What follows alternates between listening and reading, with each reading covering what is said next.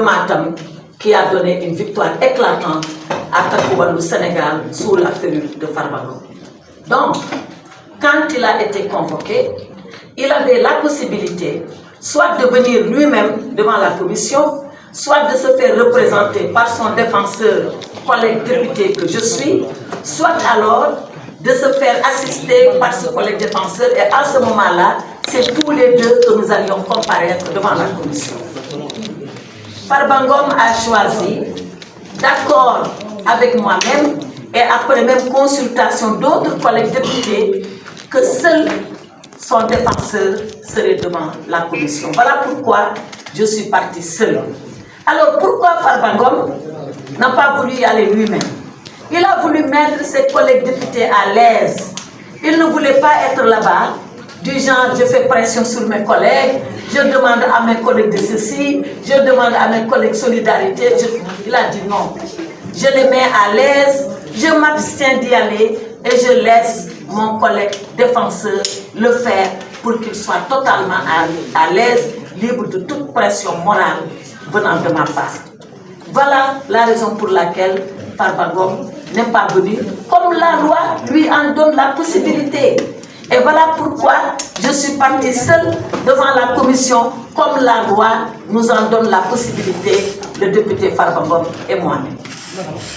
Maintenant, l'autre point de ma déclaration, c'est de dire qu'est-ce que nous avons fait, nous, en tant que défenseurs de Farba Ngom, devant la commission. Lorsque je suis arrivée, j'ai soulevé une question préjudicielle. La question préjudicielle, c'est un problème qu'on pose avant même d'examiner le fond du dossier. C'était quoi ce problème? Ce problème, c'est que personne n'a vu le dossier de Farba Ngom. Depuis qu'on parle, on parle sur des hypothèses, on parle sur des supputations, on parle sur peut-être que, mais personne ici au Sénégal, en dehors de quelques autorités judiciaires, n'a vu le dossier de Farba Ngom. Est-ce qu'on lui reproche des coups et blessures volontaires? Est-ce qu'on lui reproche un accident de la circulation? On ne le sait pas. La seule chose qu'on sait, c'est ce que le procureur a écrit. Mais qu'est-ce qu'il y a réellement dans le dossier? On ne sait pas. Je ne dis pas que ce que le procureur a écrit est faux, mais si ce qu'il a écrit est vrai, quelle est la difficulté qu'il y a à nous donner les faits?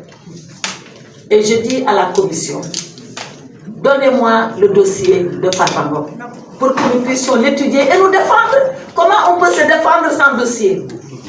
Et hier, j'ai adressé un courrier solennel au président de la commission pour lui dire, à ma qualité de défenseur, devant comparaître le lendemain, c'est-à-dire aujourd'hui, j'ai besoin de disposer des éléments de fait qui sont reprochés à Farba Ngom pour assurer sa défense.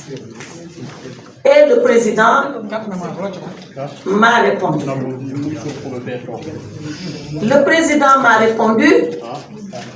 Et vous savez quoi, mesdames, messieurs les journalistes?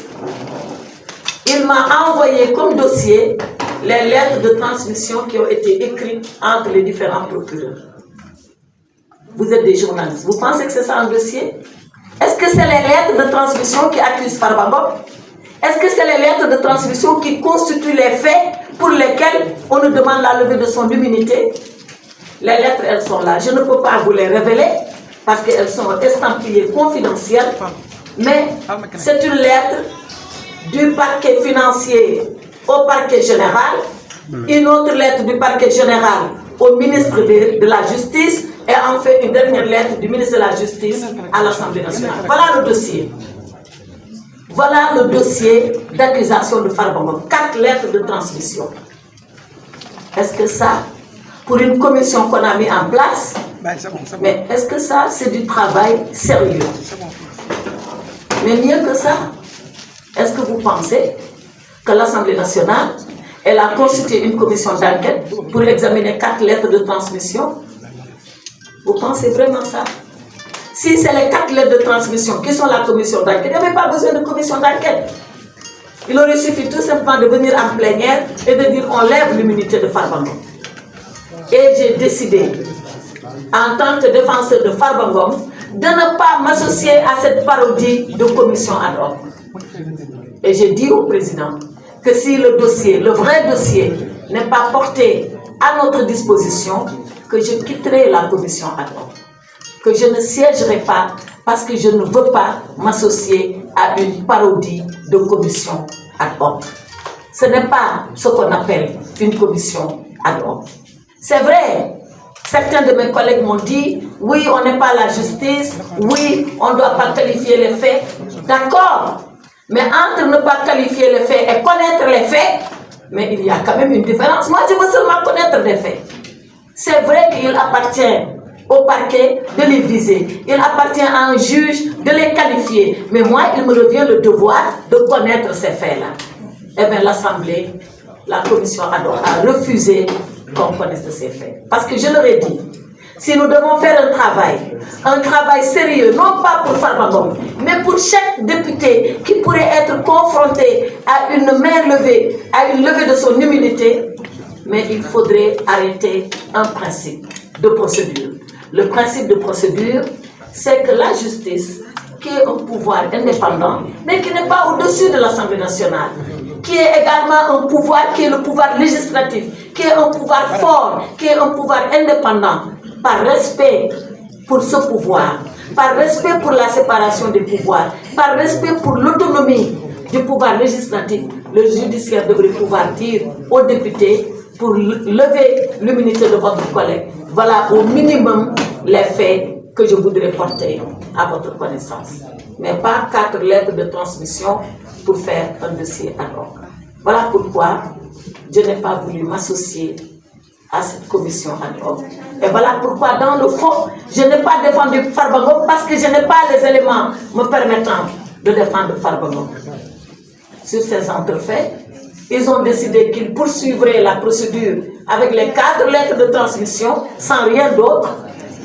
J'ai quitté la salle et je les ai laissés libres à eux d'apprécier. Mais ce que je voulais dire, c'est que la levée de l'immunité parlementaire d'un député est un acte absolument grave. Absolument grave. C'est l'acte par lequel l'Assemblée nationale livre un de ses membres à la justice pour que la justice puisse enquêter. D'ailleurs, sans préjudicier de rien.